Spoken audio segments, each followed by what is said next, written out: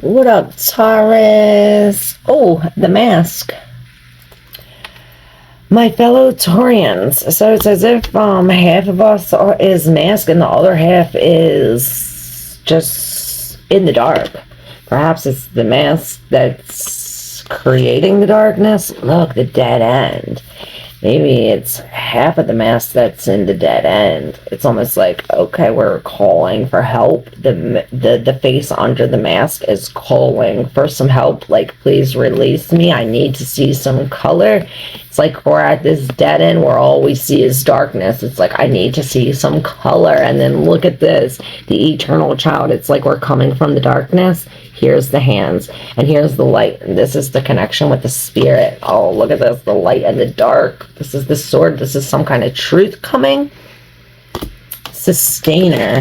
This reminds me of the temperance. It's almost as if we're, with all these hands, it's almost as if we're alchemizing something from depths of the shadows. Perhaps it is our shadow selves under the mask. From the eternal child, perhaps from when we were a child. Let's read the mask. 50, 61. 6 and 1 leads to 7 is introspection. It's also chariot in the major arcana. The persona, the performance, the reveal. We often think of a mask as something that conceals our identity. Yet, contemplate the possibility that the mask permits our true identity to be revealed. It allows. The mask gives a voice to that which was previously rejected. When this card appears, enact the side of you that is seeking expression, yet was never given a role to play on the stage of your life. You are in the realm of the theater, so anything is possible. Speak with the other's voice. Embody the other's limbs. You are taking part in a ritual of expanding the self. There are many mischief and deceptions around, and others may be trying on new masks too. No one is sure who is who. It's likely you've become so attached to a single mask that you need to fall face forward into the perception bending time. Trust it. So yeah, this is what I was seeing. Like, this mask is coming off, and it's almost as if we're trying, maybe we're putting the mask on and hiding in the dark to find out what's really hidden in the mask, under the mask. And this is what shows the true color, the truth, the sword, or perhaps it's the lie. Maybe it's a lie that reveals some kind of truth that we need to sustain with the eternal child. This is going back to when we were a child, back to childhood itself, to an experience. This is the inner child, or the child of joy. Now, the eternal child is connected to the timeless, ageless, and infinite aspects of life. It is radiant and fearless and seeks joy above all else and at any cost. It struggles being bound to an aging body with physical limitations in a world that demands attention to detail and logistics. The eternal child wants to nix all rules and responsibilities and go beyond what others say is possible.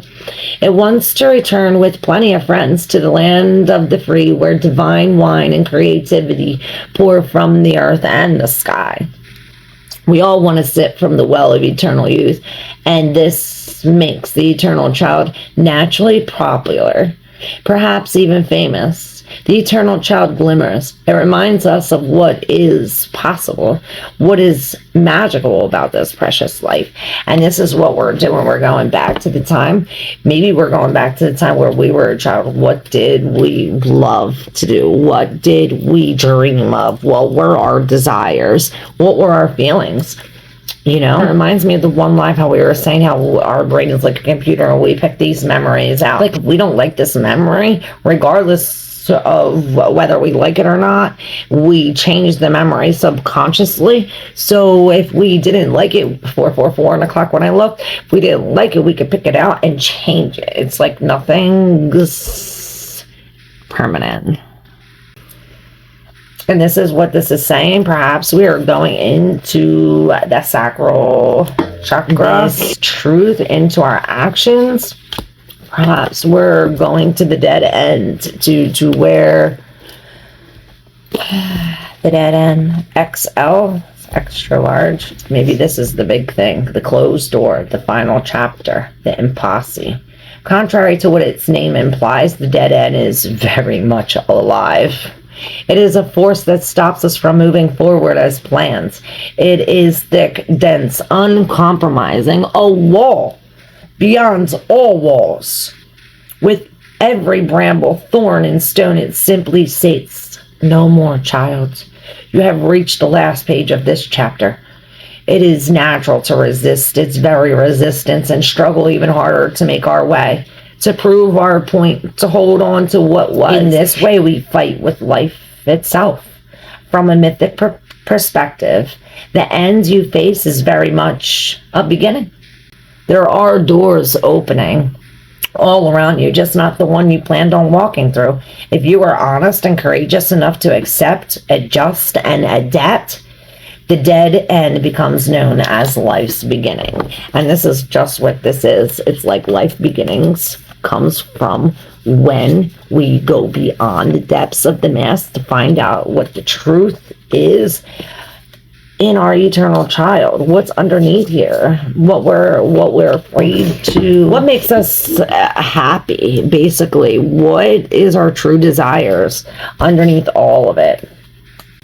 And this is our hand reaching up. How funny, look. Reaching out the dead end, the hands working together, and now it's reaching up out of the desert. Reaching for this moon. 37. 3 and 7 is 10, which comes to an end. Alright, let's pull out some tarot on this. Alright, for Taurus, this dead end, the eternal child, the mask. Alright, the Wheel of Fortune in reverse. I see this mask coming off. Perhaps you see this mask coming off as an unfortunate event because, like, somebody caught you, tried to take something, or an unfortunate event. It's like we were trying to escape some kind of imbalance or with something. The Tower in the world in reverse, it's as if holding on brings this Tower. Like the card says, like, we have to let go. In order to let go, perhaps we have to not tell anybody about some kind of separation.